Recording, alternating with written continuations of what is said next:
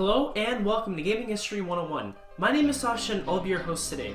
Now, if you haven't seen the video that I made on the history of the Super Nintendo and the SNES CD, you should probably go check that out first since it'll give a little bit more context as to what I'm going to be talking about in this video. A link is going to be in the description below, plus in the cards up in the corner. Now, with the view whoring out of the way, let's get right into the actual video. Today we're going to be talking about a Japanese-only add-on for the Super Nintendo called the Satellaview. It was released in 1995 and was in service until around late 2000. What exactly did the Satellaview do, and who created the Satellaview anyway? Well, those questions are going to be answered on this episode of Gaming History 101, so without further ado, let's get into the video again.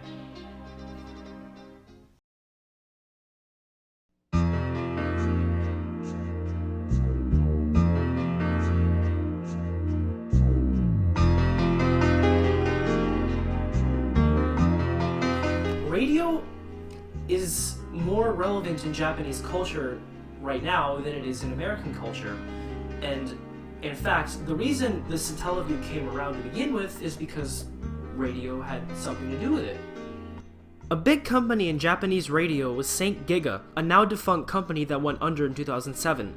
So when St. Giga came to Nintendo with a hardware add-on for the Super Famicom, Nintendo wasn't really sure they wanted to agree to this deal, since they had just dropped the CD-ROM add-on deal with Philips and Sony. Nevertheless, they agreed and gave birth to the Satellaview, except this time, this thing actually came out.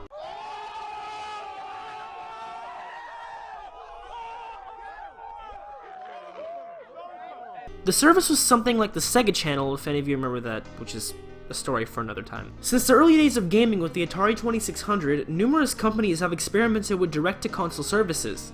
In the case of the Atari 2600, the cartridge had a phone line input, where you could directly plug in a rotary phone and download games off of a service somewhere, somehow. I don't really know how Game Line worked.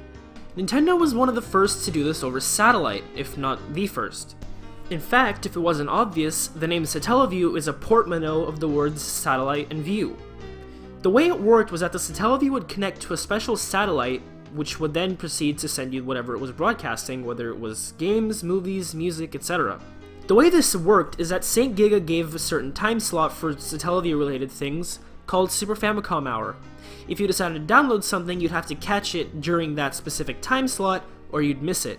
The Satellaview would open its download channel, and the media that you wanted to download will be sent right to your BS tuner, which is a little box you could buy for roughly $365 or rent for about $10 a month.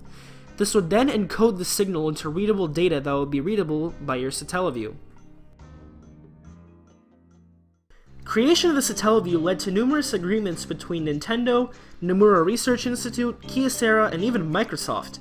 By 1994, a prototype model had been created, of which photos were sent out to the press. The final version was released in 1995 for approximately $200 at launch. The system allowed you to save games onto the thing itself, which it had 4 megabytes of internal storage, or the optional 8 megabit memory cards, which cost about $55 at launch. Many games were released for this service, but probably the most well-known game, or series of games rather, was the BS Zelda series, which, by the way, every game released for the Satellaview had BS in its name, and yeah, I know what we're all thinking, but BS stands for Broadcast Satellite. Every game was released in 4, quote, episodes, where you had 53 minutes to complete, which it took 7 minutes to download and gave you 50 minutes left to play. The first 2 games were basically a graphically enhanced version of the first Zelda game with a different map and dungeon layouts. BS Zelda, Kamigami no Triforce, which was just a Link to the Past broadcast for the Satellaview, BS Zelda no Densetsu Inishi no Sekiban, which was a sequel to Link to the Past. All these games had live-action voice acting in the form of an audio drama.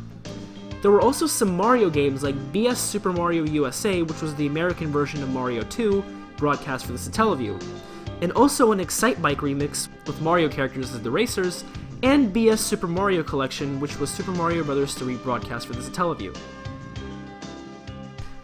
The service was continued well into the N64's lifespan, ending in 2000, and considering all the costs, and taking into account the complexity of the entire setup, it was pretty popular in Japan for the time that it was relevant, I guess. If you're interested in playing the games, the ROMs have been dumped onto the internet and now they're pretty easy to find with a simple Google search.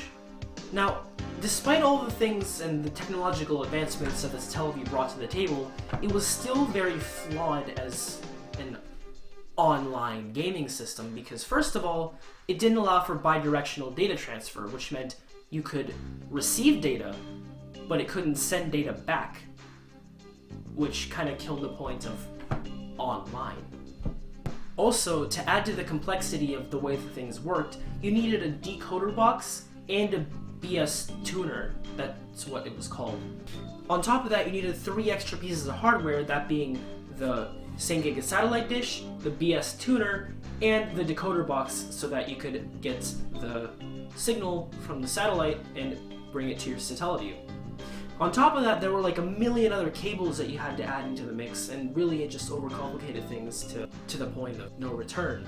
And to top off the complexity, if you wanted to download a certain game, you had to catch it at the certain time frame it was being broadcasted at, otherwise you'd miss it. Now, this wouldn't be an issue for the more popular games like Zelda, where they were rebroadcasted multiple times.